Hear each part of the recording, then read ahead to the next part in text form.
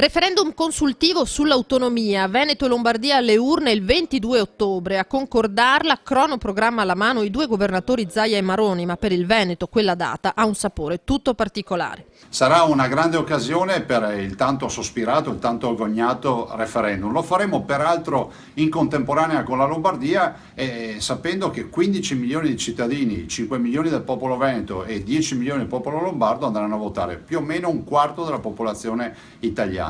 Ovviamente per noi è anche una data importante perché il 22 ottobre 1866 si teneva il plebiscito. Dopo 151 anni il Veneto torna a votare e questa volta speriamo che lo faccia in tutt'altra direzione. In Lombardia si sperimenterà il voto elettronico, schede cartacee per i veneti. L'obiettivo sono le prerogative di Trento e Bolzano. L'auspicio di Zaia è che la risposta dei veneti sia corale. Tutti i veneti saranno chiamati ad andare a votare e per noi è fondamentale non solo che vinca il sì, ma che l'affluenza alle urne sia importante, perché così ci dà ancora più forza per andare a fare le nostre richieste a Roma. Molte le reazioni a livello nazionale, a cominciare dai vertici del Carroccio. Finalmente dopo 30 anni con il referendum ci sarà la possibilità per 15 milioni di lombardi e veneti di esprimersi per chiedere libertà, autonomia, soldi, possibilità di scegliere.